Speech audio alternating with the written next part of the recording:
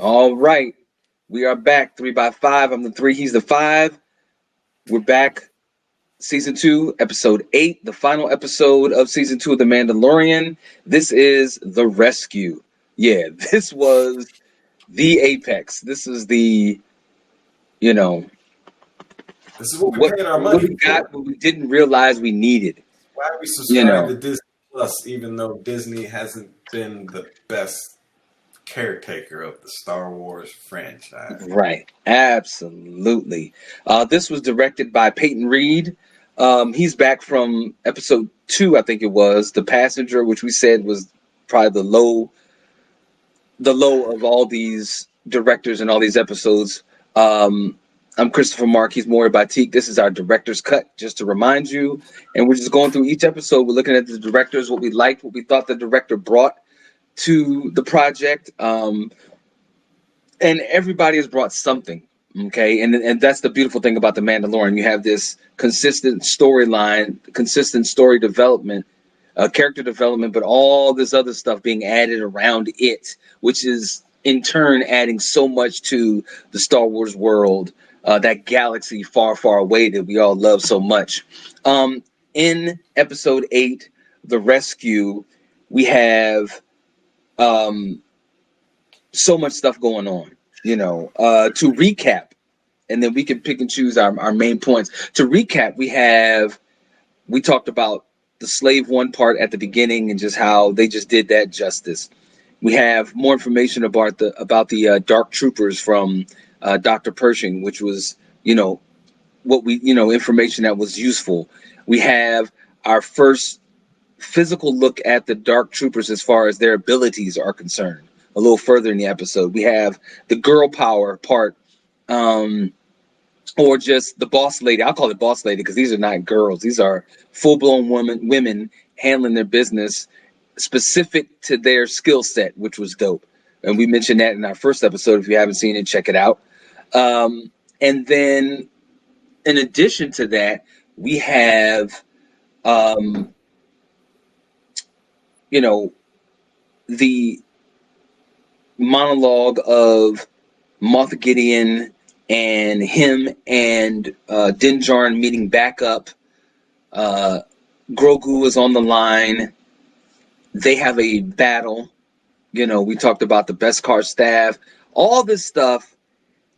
But what we really had at the very end, which everybody has reacted to, was the reemergence of Luke Skywalker, Return of the Jedi Luke, all black Luke, not the old guy we got in The Rise of Skywalker and The Force Awakens and all that. Not that Luke. This is the Luke that we fell in love with, the Luke that brought the galaxy hope. Just everything. And you and I talked about this, and I was talking about grown men crying, watching this, and just what Luke represents to Star Wars. We also touched on the continuous idea of this father-son relationship, Vader and Luke. Now we're looking at Din Djarin and Grogu. We're seeing Luke with his lightsaber. We're getting, the feels from Rogue One with Vader. Wrap this all up for us, Maury. Encapsulize this or open it up. What did you get? Explains this stuff to the viewers, man. Agreed. The appearance of Luke brings back all the nostalgia. I like cranky old Luke, but young Return of the Jedi is where most of us, were introduced to him. That young precocious moisture farmer. Farmer. Boy, Right. To this badass dude, who's mature and no longer questioning or searching for his abilities, but confident in them. Like just even in Return of the Jedi, there was still some, Luke didn't fully know what he was able to do. Like when he was fighting the Rancor, I felt like he really could have destroyed that Rancor really quick if he thought about it. But he was, I don't know, whatever. But now it's Luke in full blown. I'm like my daddy. Yeah. I have control of my daddy. I have the the influence of my daddy. And again, we talked about the father son relationship throughout the Star Wars storyline being a recurring theme, and when they get that right, Star Wars is right, and when they forget that, Star Wars kind of slips. So you could argue that the flaw in Anakin was his humanity and willingness to break rules, have a relationship, have children, and Luke didn't do that. All right, we already know how Luke ends, and at this point we don't know of any children that Luke has had or anything like that. Right. So maybe the father-son relationship now transfers over to examining Grogu and who he's with. Maybe Grogu becomes the son to Luke, and we examine that father-son dynamic. It's no longer Jin and Grogu. Right. Maybe we get a whole new bunch of story that, maybe now we'll find out that Luke does have a child. Right. That child grows and that child dies before all that stuff happens. Right. In Last Jedi. Maybe that's why he's cranky Luke, not because of Ben Solo. Like, there's a couple of different ways they can go this, but to your point, I think that nostalgia that a lot of us felt and that warm fuzzy when we saw Luke wasn't just because of Luke, but because it was like, oh, that's that familiar Star Wars. It's about the parent and their child. It's about the parent and their child. Like, right. And they really played up on that with the removal of Dendron's helmet, the touching the face, again, and we talked about this earlier, that's a return to the Darth Vader, Luke at the end of Return of the Jedi. I want to see your face one more time with my own eyes. All that was there. Also, it's interesting. This is, still about this episode, but just more on a grander scale.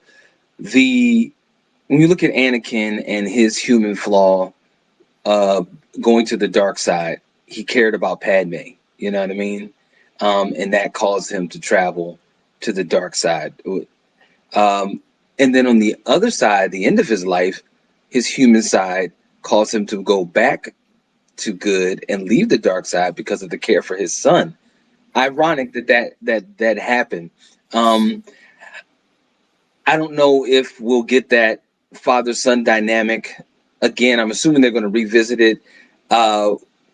We don't know what's going to happen with Grogu. Grogu is going with Luke, and there's still, again, we don't know what these other episodes are going to bring. I bet you they're going to touch on it. His Jedi Academy. People want to know now where that opens up the door for when Ben Solo went to the dark side. What happened specifically? We've got pieces of it. It's out there, but that is another clear path, another show, another series. It could be another film. That could be another film. People would pay money to see anything, really. But what happened with Luke and Ben Solo? How did Luke and this Jedi Academy? That is. But again, now we're talking father-son as we're figuring this all out. There it is again, though it's like uncle and nephew, but it's still that dynamic. That is, I could see that clearly being used and that theme carrying on through that relationship. Maybe not, but it's definitely plausible. And maybe that's where the Rey Palpatine fell apart, is they tried to go there, but it's not quite the same. Not because Rey's female, but because Palpatine's her grandfather via cloning confusion. Right. That processing. Right. Like, how do we? I feel like Mr. Data. There's a glitch in my joint. Right. All that Luke stuff. Now the end of Mandalorian season 2. We're at the end. Briefly, where does Star Wars go from here? We know that there are all these series that are coming up. We know we're going to see a season of Boba Fett. That's awesome. We've got the Ahsoka story to tell. We have the Rogue Squadron story to tell. And there's many others. There's many other directions that all this is going to. It's all going to connect. This is a great moment for Star Wars. This is a great moment for Star Wars fans. You know, and again, that reverse engineering, we didn't get it like we thought we should have gotten it. Like it should have been gifted to us. But I feel like Star Wars is in such a great place now. It has its fans, you know, new fans locked in. Like, what's going to happen next? You know, because you've had all these oh my god moments throughout the season 2, you know, and this being our director's cut again, the stories that were told by all these directors have put this franchise in a wonderful position to now venture off. Now that Disney Plus, I guarantee you that Disney Plus subscription is going to go up. It's going to go up. Yeah, good. Because they've been giving us just the Mandalorian, you know. I mean, we've been getting just this. It's about to branch out something serious now, so I'm excited. I know you're excited. Moby, you got anything else before we wrap it up? Yeah, just to your point, the where are we going? If you kind of read the tea leaves, they'll probably keep the Skywalker stories either directly or extended in the movies. And it looks like where they're going to go with the TV shows and is all the places where some of the better, more recent movies have gone, in that just away from that small Skywalker orbit, but still that, you know, you got your Cassian Andor series, which is going to finally give us that's right. That Star Wars Underground, the criminal world that we've been wanting to see. We got a little taste of that Solo that Lucas wanted to make a TV show about that. We get Rogue Squadron, so we're going to get life in the New Republic, life trying to shit. That shit might be like a Hill Street Blues type thing. Who knows? Got Ahsoka Tano, which is going to keep giving us the Jedi Force aspect of what's going on in the universe, and from a very refreshing standpoint because of where she fits in that whole pantheon. And then you got the Boba Fett. Book of Boba, Mandalorian, continuing episodes where we get more of the underground, but underworld, right? Ready, we don't need a lightsaber; I can handle it with a blaster type deal, right? You know, and so we get all different aspects of the Star Wars universe, and instead of trying to crowd them into one story, they've all got room to breathe. Right? So, absolutely. I'm extremely happy about that. Absolutely. Now, instead of just the way Star Wars used to be, here's something for the kids, here's something for the middle agers, and here's something for the long-term fans. Now it's like everything's for everyone. You just pick and choose where you want to pull your fix from. I'm excited. Great point. I'm excited too. It's like I was just thinking about it. It's like a bottle of wine, you know. You take that, you uncork that thing, you let it sit for a while when it has time to breathe. Right. To your point, and now it's so much better. You know what I mean? It is so much better. So, I'm Christopher Marc. That's Mauri-Batik. This is 3x5. Wrapping up our episode look and our director's cut at season 2 of The Mandalorian. We thank you guys for joining us. We'll have more content, more exciting stuff in the future. Star Wars and beyond. Until then, take care.